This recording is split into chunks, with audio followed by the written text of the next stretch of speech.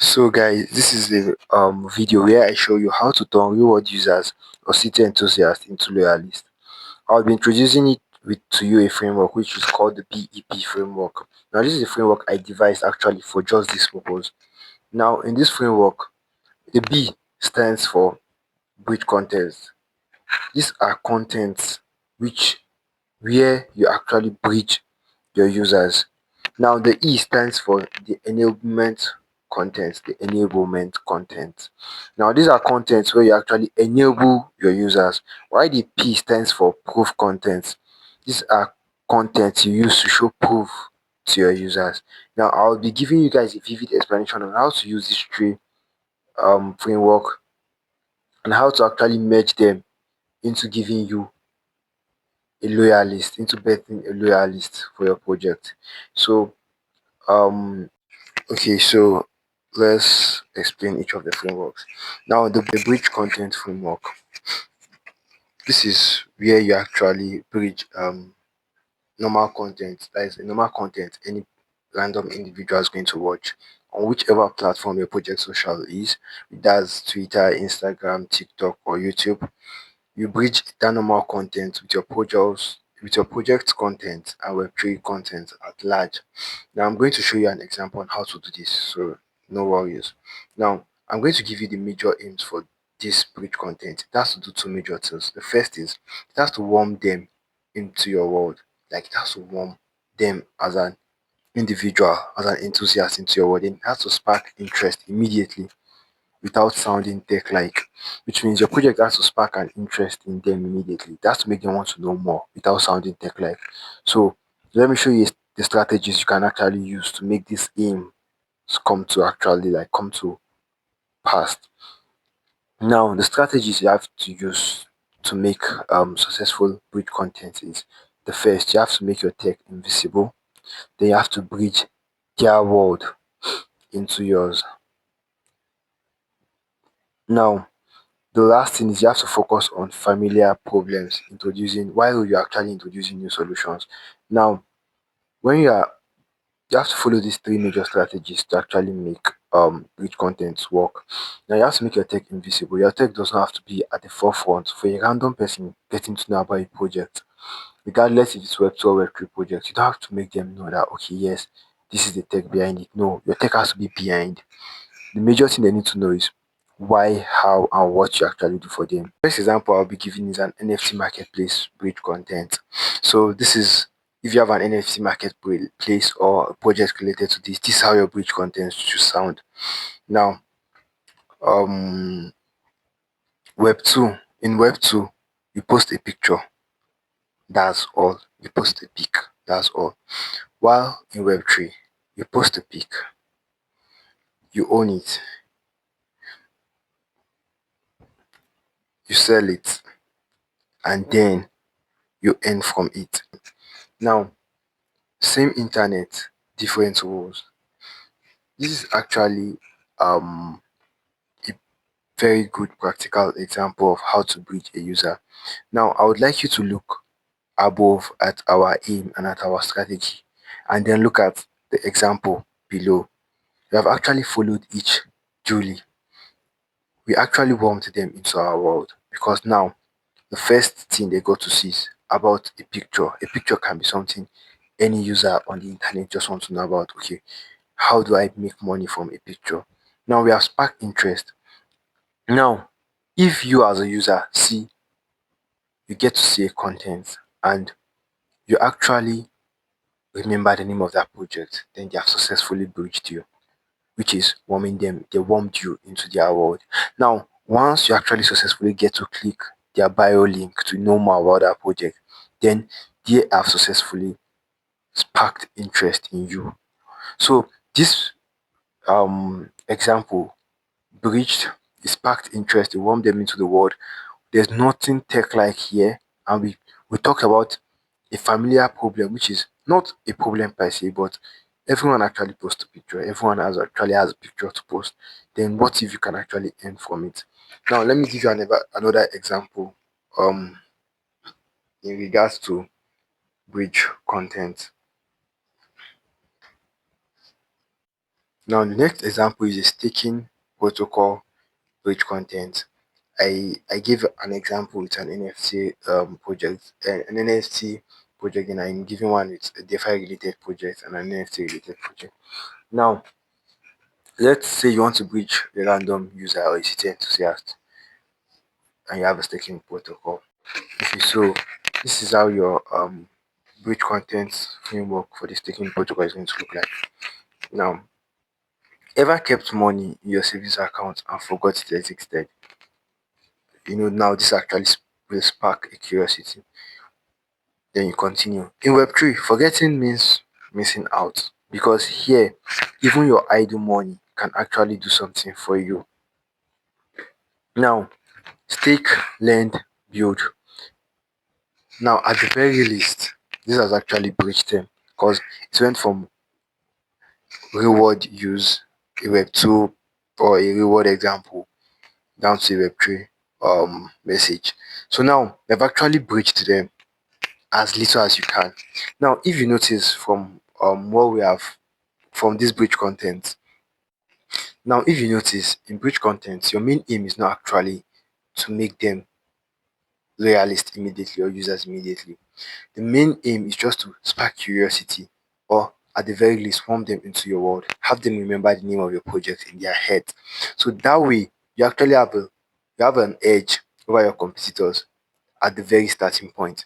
Now I'm going to actually show you how to then make enablement content, make proof content, then actually use how to make use of the three to actually get a loyalist, which was the main aim, like which is the main aim for this video. So let's continue. Okay, so the enablement. Now, enablement content framework actually helps. It has to help these new curious minds take their first meaningful steps. That means it has to start providing value for them immediately. They need to start gaining value from you immediately. Now, once you have been bridged into a space, it might be a new random Web2 app. Maybe you saw it from an ad or whatnot, and you actually want to take the next step. Now, there should be an enablement content, especially in Web3, where we have a lot of jargons and where we have a lot of confusion, that would help your newly acquired minds, your newly curious minds to actually take their first meaningful steps. So now there should be a strategy to building this enablement content. There's a fixed strategy to building this enablement content, and they have the aim of the enablement content. So now the major aim that this content is after is, now its major aim is for them to start implementation immediately, which means it's actually striving at them just starting to implement immediately. It might be just a sign up, it might be something, but they just have to start implementing immediately. Now I'm going to show you the strategy to follow to actually make a fully functional enablement content. Now the first thing is to share templates they can copy. The second is tools that they can make use of immediately. The third is quick wins they can they can implement today. The fourth strategy is to provide a checklist that they can save, and the fifth is at most a 2 minute tutorial to actually aiding them to doing any of your first few steps. Now, the first three strategy I outlined here, which is to share templates they can copy, tools that they can make use of immediately, and quick wins they can implement today.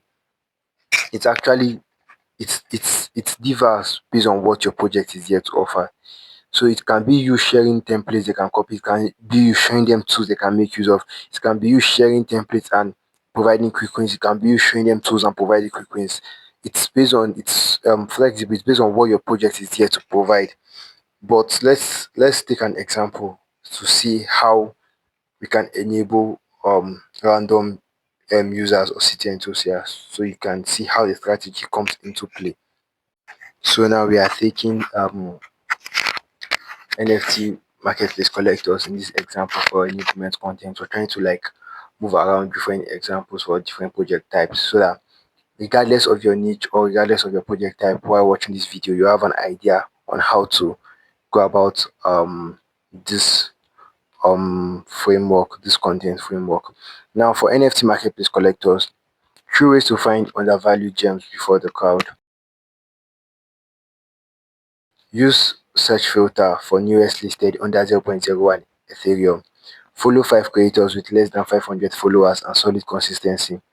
Save your faves or save your favorites to a collection, even if you are not buying it, even if you don't buy it. Now you leave them with, like, let's say a final statement that would make them want to actually take that action. Like, curation is the alpha most people miss. Start building yours. Start building your eye early. That's like you just telling them, okay, yes, you need to start early. Now this is like a quick example for an NFT marketplace um collector. But now let's diversify. Let's say you want to go for a Web3 project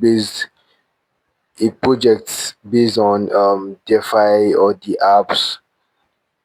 Let's not stick like strictly to just NFTs. Let's go to DeFi and the apps. Like, I give an example for a staking protocol above, so let's give something of that type in this enablement section also, and see how it would actually look like. So now let's take the example for a Web3 product based project. That is a project based project that's including the apps and DeFi protocols and whatnot. Now you don't need to code to create something Web3, sorry. Here is a 2 minute tutorial to create your first on-chain wallet. No coding, no wallet stress. I don't know how it will sound to you, but imagine you can actually create something in Web3 on chain, and they are actually telling you don't need a coding lesson or zero coding, prior coding knowledge. Just a 2 minute tutorial. Now, the tutorial is broken down into steps. Step one, go to tool. Step two, choose create. When you're done creating, you upload, then you publish. Now step three, share the link. Should not be more than a 2 minute video, because I don't think no new user would want to watch a video more than a 2 minutes video. So it has to be like your video has to actually be summarized into a 2 minutes video. Now you can leave them with the last caption, which is like, you are now on chain, or you are now one of us, you are now on chain.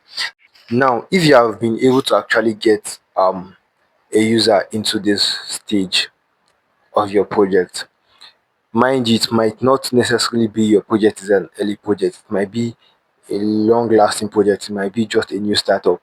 You should know that you have done more than 70% of Web3 projects too. Don't be deceived by the fancy numbers of 110,000 followers, 210,000 followers. How many of the followers are actually loyalists? But let's start with how many are actually users. Now at this stage, I've actually gotten, out of every 10 user, I've gotten 7 or 6, which is 60 to 70% of, you have gotten 60 to 70% to be a user instantly without them even knowing they are becoming a user. But that's a metric. That's why there's a vanity metric and there's organic metric. There are metrics you don't need to check, there are metrics you need to check. Now, if you follow this content framework carefully, out of every 10, 7 to 6, 6, 7, 8 actually are taking steps. They are actually interacting with your project, they're actually making use of your product, which means they are actually users already. Now the next framework is going to actually turn them from just users now to loyalists, to actually people that would not just be one time stopper by. They would actually be there for your project. They will actually become a part of your project. But now I just took this break to actually show you guys, like, how much more you have done, more than most projects in Web3 at this stage. So now for the latter part of this video, which is the proof content, we're going to actually explain how to now show them proof. You have reached them, you have made them implement, you have showed them how to implement, you have given them a value for the attention that you got when you breached them. Now this is where you actually make most use of your whole content. So let's go down to the proof content framework. Now for everyone who you have breached, or for every person which you have enabled without them knowing you are enabling them, or without them knowing you have reached them, or for every adventure you as a person take on, anything that aids you towards making that adventure successful brings you one one it gives you a single feeling, which is excitement. Now, for you to actually bridge and enable a user or a random person, you have excited them because you have made them familiar with your world without them knowing, and now you have aided them in actually getting to know more without stress, without much stress, without issues. So now, the proof content, this is where you actually reinforce that excitement with real proof. Now, they are just happy they have taken the next step. They are happy that they have actually gotten to understand your project. But now they need to know, okay, this excitement, is it just a one-time excitement? Is it going to last? So now the proof content actually has its aim also. It has a primary aim. And the primary aim of this content framework is to keep them as loyalists and not as one-time users. So now they have to actually become a part of um the project and not a one-time user. Let me show you the strategy to developing this same pattern, this same framework to Web3 projects or for Web3 projects. Now, the first is real user testimonials, credible metrics, post towards deeper connections. Now, these three are the strategies. They sound very bogus and not that in depth, so we're going to take quite in depth examples. Real user testimonials, credible metrics, and post towards deeper connection. So now let's take few examples. Then after the examples, then we talk about how we can actually merge all these three frameworks together to birth a loyalist. Now we would actually take the first example of an NFT marketplace again, because I feel that's the most relatable example we have been coming all through today with. So now it says, when we saw an artist in Japan get their first bid from someone in Ghana, we knew, now the name of your marketplace, let's say we knew Farouk's marketplace was working. The goal wasn't, or the goal was never just volume, it was connection. Now I want you guys to actually look at my strategy and look at this first paragraph and see how I align everything in that strategy into this paragraph. Now, 90% of NFT listed on our marketplace in May were sold within 7 days. So now our goal is to match creators with real collectors and not just flippers. Now you are showing them, now in this two paragraph content, in just this two paragraph written content, you have actually shown a real user testimonial, which is the artist in Japan getting their bid from someone in Ghana. Credible metrics, 90% of NFTs listed on our marketplace in May were sold within 7 days. And then deeper connection. The goal was never just volume, it was connection. Our goal was to match creators with real collectors, not flippers. Now, this is how you actually make a proof content. It actually has to just show them that, all right, you have gotten this thing once from here, but these are the kind of testimonials, these are the kind of things going on, these are the kind of things we aim at giving you as a person. So now they are going to decide if it works, if it's worth sticking around for them. Though it's usually worth sticking around, they would actually like stick around if you actually know how to um strategize your content very well. Well, like this is just an example of how proof contents outline should actually look like or should feel like. Now I want you to actually take a minute to actually give yourself take a self recap on the journey we have been on for the past 10 to 15 minutes, on how we have moved a random person, a random city enthusiast from just another person scrolling on the internet to someone that's actually now staying to actually get to know more about a project.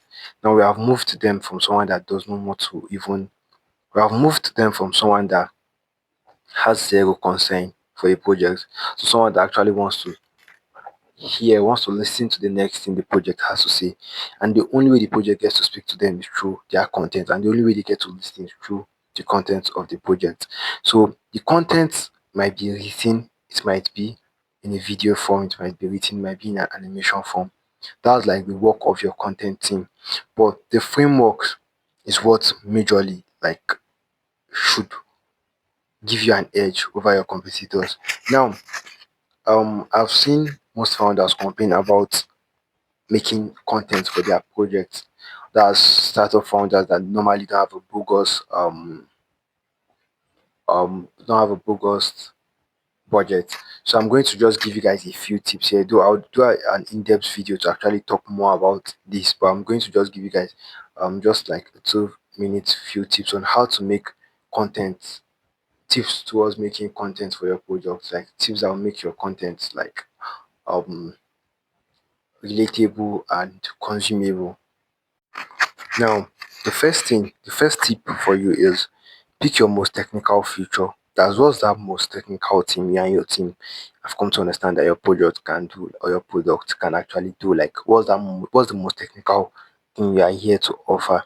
Now, list 3 day-to-day problems it solves. It might be for city users, it might be for developers, it might be for builders, it might be for content creators, it might be for any part of Web3 or crypto space. Just list the 3 day-to-day problems it solves. It might be for real world users. Now, write one clear example for each.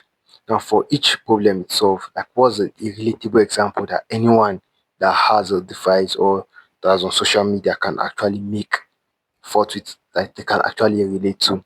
Then add specific numbers. Don't make it bogus. Add specific numbers, like make it metric field. Then include a 2 to 3 step guide towards solving that problem.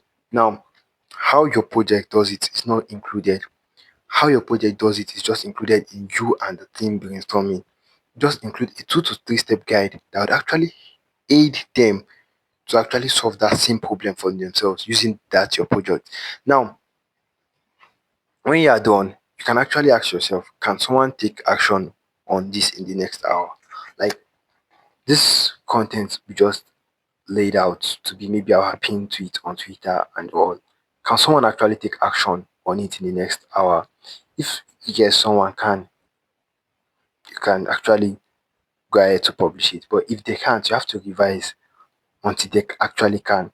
Now, most projects on Web3 or in City actually make use of features as their pin post, but nothing about how to actually take action or make use of that project or that product in the next hour. So this is for you that actually got to watch this video to this moment. This is like a tip for you, for your team, whether a marketing team, whether a startup team, to just a bonus for watching this video down to this very end. In my next series of videos, I'll be talking about how to market your project and not putting the incentive over the actual product. How to deliver a good time to value ratio, which is from a time you come in contact with the targeted audience to when you start providing value for them as a project. How to deal with low link clicks and how to actually make good content for your project as a founder with a minimized budget. If you are still watching this, my name is Farouk, and if you want to actually be part of me while I break down all these dark sides of Web3 content marketing, you can just hit the subscribe button and turn up your post notification. Till then, stay safe. Bye.